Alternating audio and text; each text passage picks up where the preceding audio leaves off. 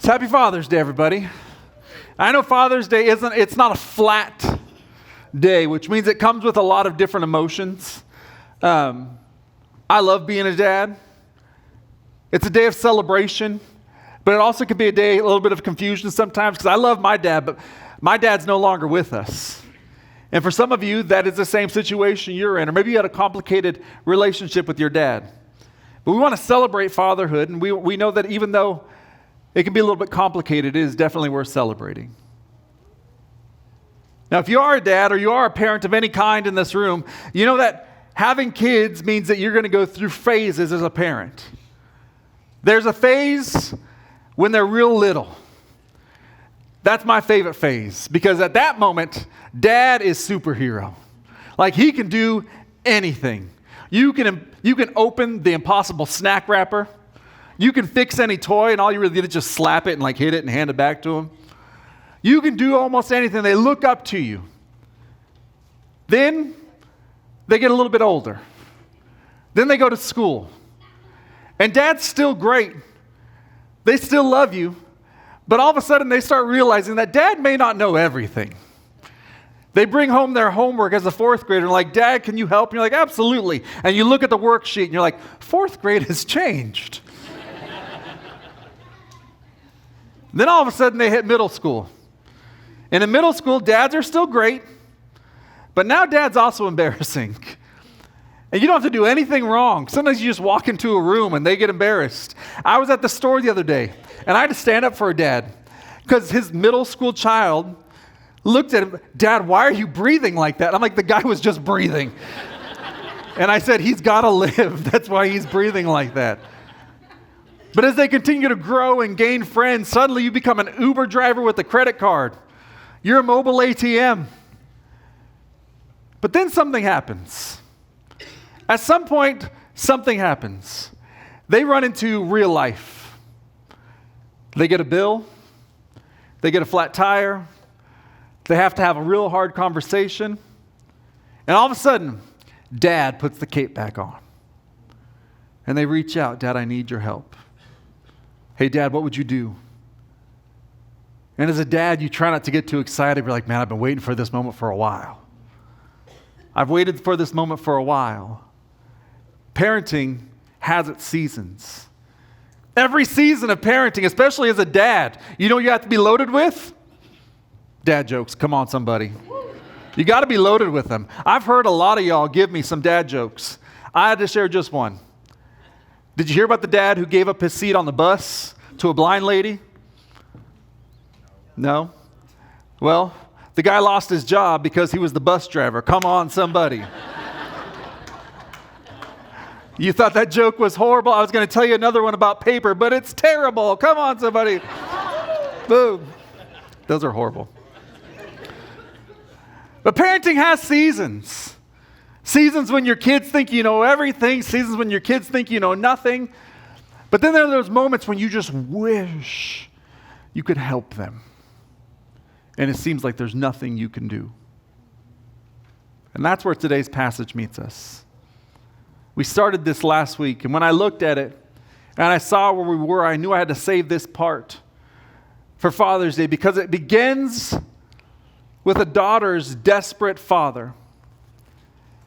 And there's something about a dad when a daughter's hurting. How many dads with daughters do we have in the room? Then you know. When your daughter's in pain, something happens inside of you. You don't just feel concern. Sometimes you go full John Wick, like tell me who, tell me where, I will take them out. And listen, I love my son. I really do. Yesterday I got to help him shave for the very first time. That is a weird moment. But I'm like, you can't have this dirt on your lip. Get that off. But there's something about raising a daughter when a daughter's hurting. You don't need all the details. Sometimes you just want to know who hurt you and do I need to bring Kleenex or a shovel? You want to protect. When your daughter's in pain, you feel helpless. But you also feel activated at the same time. That's where this father is. If you're a guest with us, we've been going verse by verse through the book of Matthew. We read this passage in Matthew last week, and today I want to look at it from a different perspective in the Gospel of Mark. Mark gives us just a slightly different perspective and some more details about this encounter. So Mark chapter 5, starting in verse 22.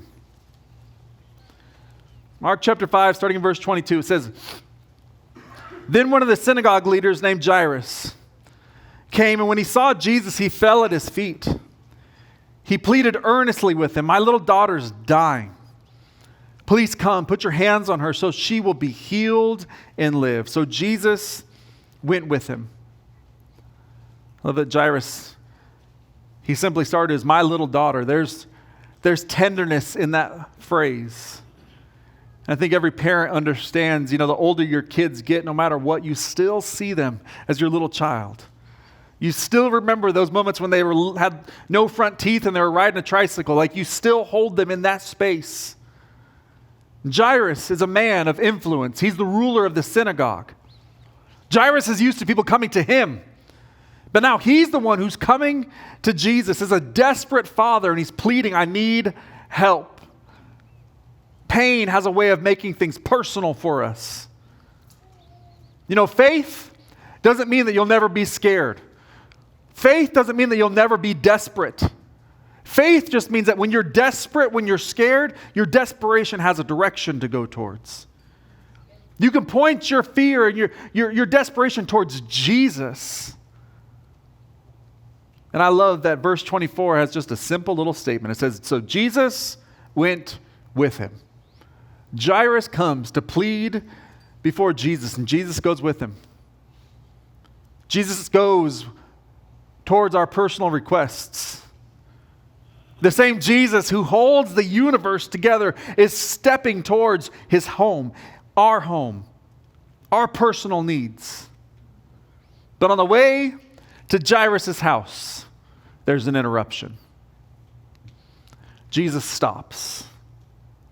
A woman who for 12 years has been in pain and sorrow reaches through the crowd, touches Jesus' hem of his garment. Healing goes out from Jesus, and he stops to fully restore this woman. We talked about this last week, so we're not going to unpack it again today. But for a moment, I want you to just enter Jairus' mind. Your daughter is dying. You've finally gotten Jesus' attention. He's coming to your house. Hope is moving in your direction. And then Jesus stops. There's all of a sudden an interruption. I don't know about you, but I don't handle interruptions well. I know you don't either, because I've been at four-way stops with some of y'all. And you're like, "Do you not know the rule of this? You should be going." We don't handle interruptions well. We don't like it when the line is too long at the drive-thru and the person in front of us, you're like, "Are you catering a wedding? Why are you ordering so much food?" Interruptions unsettle us. Even when we're mildly inconvenienced. But imagine Jairus, this is his daughter. And Jesus has stopped. And no matter how great this interruption might be, it's still unbearable for him. Because when someone you love is hurting, waiting just feels cruel. This is one of the hardest parts of following Jesus. This is one of the hardest parts of having faith. It's not just believing Jesus can, it's understanding his timing is not always ours. His pace sometimes slows down in a way that we don't understand. Psalm 27:14 says, "Wait for the Lord. Be strong. Let your heart take courage. Wait for the Lord." That sounds great on a wall. That's horrible sometimes to have to carry and live out. That verse feels different when the thing you're waiting for is the test results. When the thing you're waiting for is your child, please just come back home. When what you're waiting for is a marriage to be healed or to finally have a relationship you've been longing for. Waiting a lot of times is where your faith gets tested. When someone you love is hurting, every second feels sacred. I'm sure Jairus wasn't thinking, "Oh, this is a beautiful ministry moment." we see that story and we're like, man, this is awesome that he restored this woman. Jairus is probably like, we got to go. My daughter is dying. And then we get to verse 35. It says, while Jesus was still speaking, some people came from the house of Jairus, the synagogue leader. Your daughter is dead. His daughter has died. And then they drop this line, why bother the teacher anymore? Why even bother Jesus? She's dead. And if we're honest, I know how easy it would be in that moment for me to start thinking, man, if he would have just not stopped for her, if he would have just not helped this woman, if he would have just come to my need first. When you see somebody else's prayer get answered, and maybe it's even a prayer that you've prayed for a long time for yourself, and you see God work in their life and not yours, it seems completely unfair. When you've prayed for a job, or you've prayed for a miracle, you've prayed for an answer, and you see God working in somebody else's life, you're like, God, where's mine? That's human, guys. Doesn't make you a bad person. That just makes you a normal person.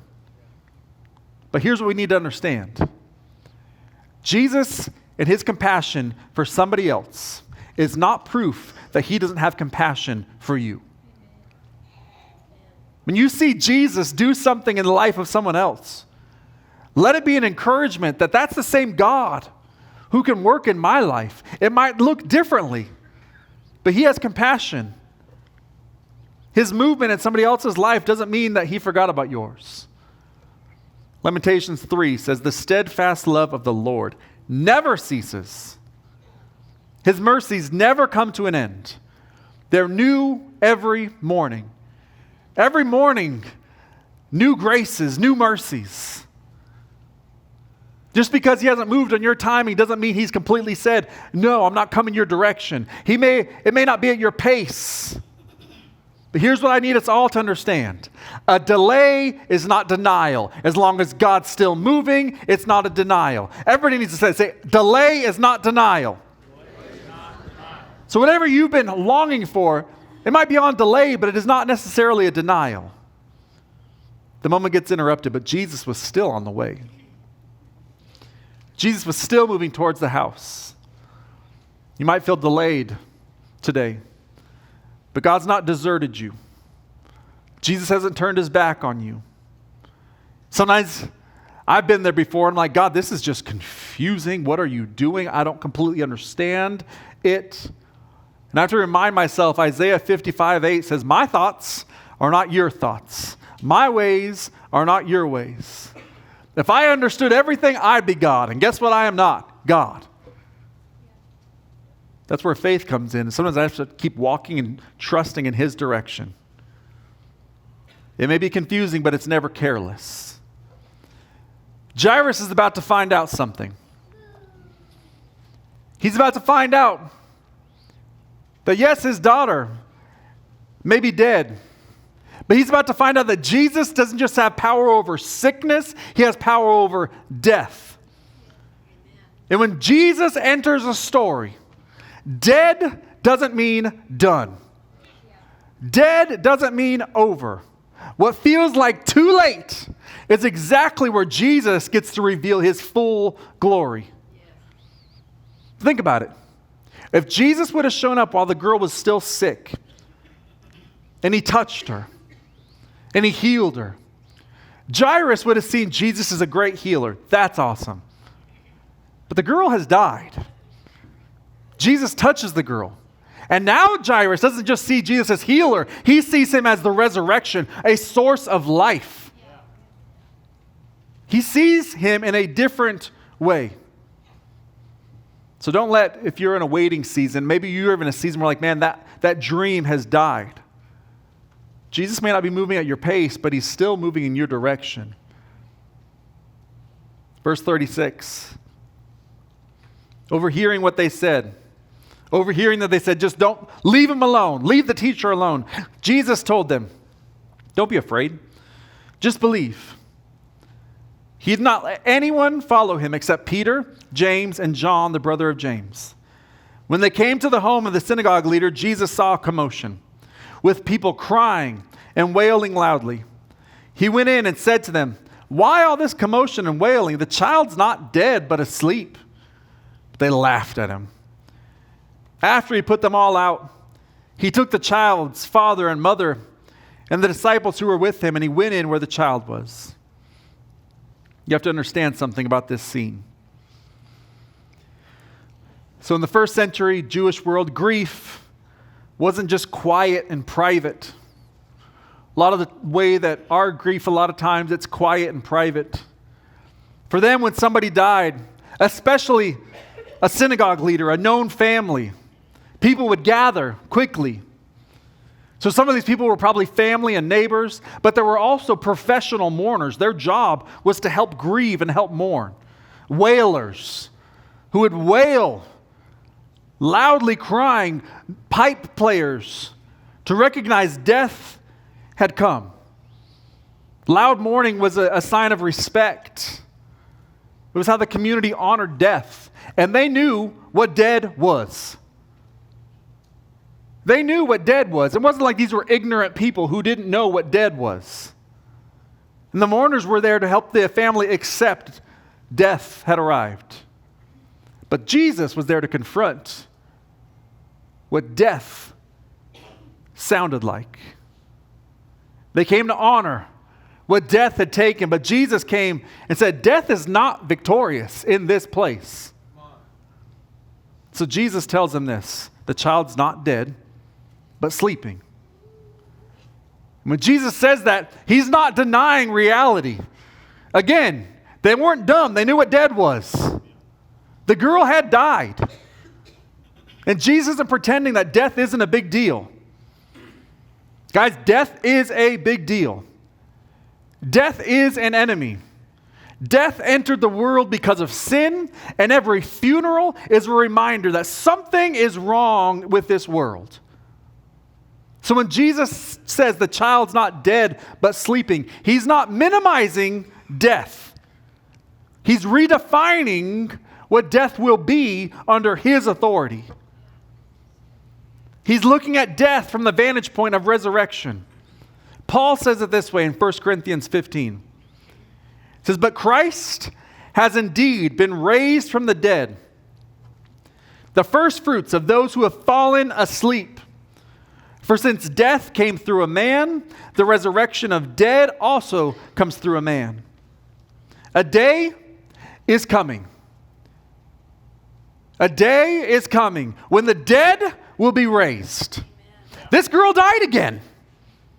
This girl will be raised. The resurrection of Jesus is proof of this. That is the Christian hope. Our hope is not that death is nothing. Our hope is that death has been defeated by Jesus. 1 Thessalonians 4:13 says, "Brothers and sisters, we don't want you to be uninformed about those who sleep in death, so you do not grieve like the rest of mankind who have no hope." It says we don't grieve. If we're followers of Christ, we don't grieve like the rest of people that don't have hope. It doesn't say we don't grieve. We do grieve. Christians should grieve. Jesus knew he was going to raise his friend from the dead. He came to Lazarus' tomb and he wept. We cry at gravesides. We ache when someone is gone. Father's Day is hard for me because, man, I remember my dad, and even though he was a messy individual, he loved me. And I grieve every year. Faith doesn't make us less human, doesn't make us that we shouldn't grieve. It just changes how we grieve. We don't grieve as people that don't have hope.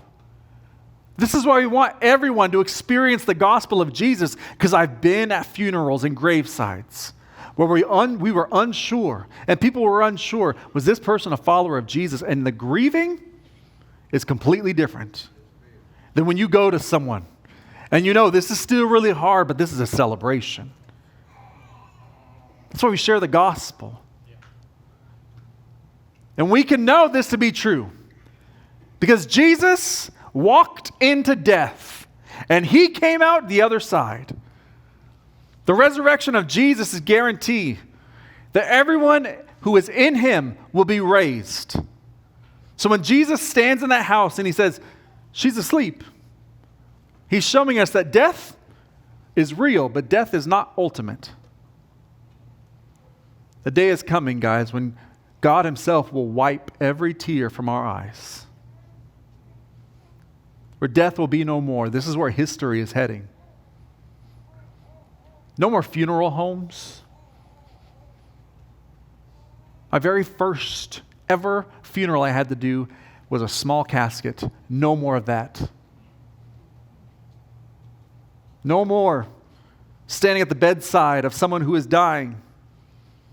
No more death, because Jesus lives. Our hope rests in that. And Jesus is about to show this family, here's what's coming in the future. The little girl's sleep, he's not denying it. He's declaring what death comes. This is what death becomes when Jesus enters the space. And this is what the crowd does. The crowd hears this and they laugh. They laugh because it sounds crazy. Again, they know what death is. And Jesus said, she's just asleep. And they laughed. They're like, man, you are nuts. They know death from the perspective of loss. Jesus knows death from the perspective of victory. They laugh at him. Here's what Jesus does. Get out. Leave. He puts them outside. The people that are laughing, he doesn't try to explain himself. He doesn't debate them. He doesn't debate the people that are laughing. He doesn't try to convince everybody he's right. He just removes the noise before he does the miracle. Here's what that showed me this week when I was studying this. Like, God, what is this? Some of you guys need to understand that not every voice needs access to your pain. Not every voice needs access to your pain. Some people know how to cry with you, but they don't know how to believe that resurrection is still available. They don't know how to believe with you. That doesn't mean that you need to shut off relationships, but there are some people who are not good at building up your faith. They may know how to mourn, but do they know how to believe? Do they know how to believe that your future still has life? You got to be careful who you let in when your faith is fragile. Because there's a point when Jesus says, hey, that voice, I'm sure you guys are mourning and wailing in love. But that's not what this moment is about to be about. So, Jesus takes in his 3 disciples, Peter, James, and John. And he takes in the girl's father and mother. And it matters because he takes in the disciples, he takes in the parents. He surrounds his moment with faith, with love, and now with witness. His disciples need to see who Jesus really is. Their parents are there because this is their daughter, and Jesus is including them in on what's about to happen. He lets them stand in the room where their sorrow is about to change. It says, and then Jesus takes the little girl by the hand. He took her by the hand, and he said to her, Talitha cum, which means little girl, I say to you, get up. Immediately the girl stood up and began to walk around. She was 12 years old. At this, they were completely astonished. He gave strict orders, don't let anybody know about this. And then he told her, give her something to eat. Jesus touches what everyone else thought was untouchable. He takes her by the hand, and what was dead comes to life. And here's my favorite part. Here's one of the most silly little things in here. She comes to life. She walks around, and what's the first thing Jesus says? He says, don't tell anybody, but then he says, give her something to eat. She's a preteen. Come on, he knows. But here's truly, we have a God that is so powerful to raise the dead, but he's so loving that he cares about our needs. He's powerful enough to do big, magnificent things, but he still cares about your things that you're going on in life, your little worries. Sometimes we think, oh, this is too small to bring to Christ. No, it's not. He cares about that as well. He handles the impossible. He notices the ordinary. That's who's standing in Jairus' house. That's the God who's calling you out. The one who can touch dead things and bring them back to life. The one who cares enough to care about your simple things in life as well. And this is all just a preview of what's to come. This is all just a preview of what's to come, because Jesus himself would enter death. He wouldn't just walk into a room where death was. He would be put to death on a cross himself. He would be placed in a tomb. He wouldn't just touch somebody else's death. He would take death upon himself. And for a moment, just like with this little girl, it looked like it was over and death had won. But on the third day, he rose from the dead. He got up. All of our faith is based off of that. If Jesus is dead, I'm done. But he's not dead. He's alive. And so I know that I can experience newness and refreshing in life because he lives.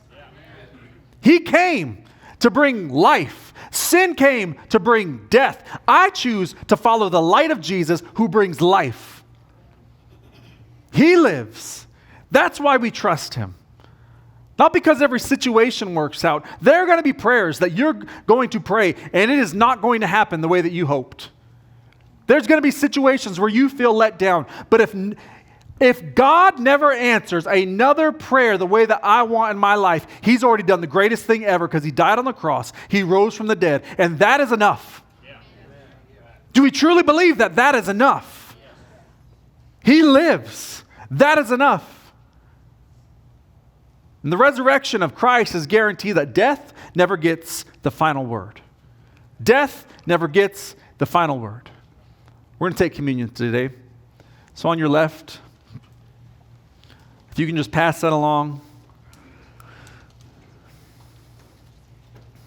As we come to communion today, we remember that Jesus came to confront death, and he died in our place. His body was given on our behalf. His blood was shed for the forgiveness of sins, for mercy, for renewal, so that we could experience life again. He rose. He conquered and defeated death, and he will return one day. And so as we take communion, we say, God, I'm putting my faith in you. I'm not putting my faith in myself. I can't raise what is dead, but you can. Bring whatever you need to raise in my life back to life. Maybe there's a future and a hope at some point that you had, and all of a sudden it feels like you've lost it. Pray, God, bring this back. A marriage that you think is far too gone. Guess what? God can bring back dead marriages. An addiction that you've just given up on. This is just how I am. No, I can be renewed and made new because of Christ. So today, take the bread, remembering his body that was given for us.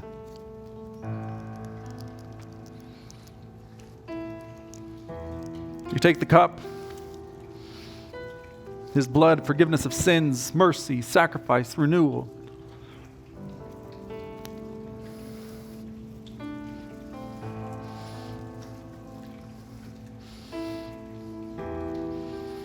Now, fathers, let me just kind of speak to you. I'm speaking to all of us, but let me speak to you for a second. Because as a dad, I know I want to be strong for my kids, and that's a good desire. We should want to be strong for our kids. But strength doesn't mean you have all the answers. Strength isn't just acting tough. Don't miss how this passage starts. This passage starts with a dad showing us what real strength looks like. Real strength is humility before Jesus. Real strength starts with this dad, Jairus, a powerful man, a man of influence. And he comes before Jesus, and it says he got down on his knees before the person that he didn't even know was the King of Kings. And this is what he said, just come. Please come. This is what real strength, this is the posture of dependence. And sometimes the posture of dependence makes us uncomfortable because we like to be king. We like to be strong. And this isn't just for fathers. This is for all of us. All of us like to be self-made. But you know what more of us need? We need more getting on our knees. Jesus, come. I can't do this on my own. Come into my finances. Come into my mindset. Come into my home. Come into my marriage. Come into my family. Come into my brokenness. Come into my joy. Jesus, I need you to move towards my direction because I'm kneeling before you. A posture of dependence is powerful, guys. So maybe today, our prayer just needs to be real simple. Jesus, have I been more dependent on myself than the person who's actually the resurrection and the life? Have I been shouting at dead things to come to life when I don't have that power? But I can get on my knees before the King of Kings and say, Jesus, come. Jesus, enter what was dead, enter what was broken, and you bring healing. You bring the miracle. I trust you with every single thing. If I say kneel, some of you get real uncomfortable. You see a person kneel here on stage during praise and worship, you're like, what are they doing? They're taking a posture of dependence. Let me encourage you. Men, dads, we got some awesome dads in this room. Take a posture of dependence and let your kids see that. Let them see that I trust Jesus more than I even trust myself. Moms, sisters, brothers, all of us, take that posture and let other people see that. It led to a miracle. It'll lead to a life-changing miracle in you as well.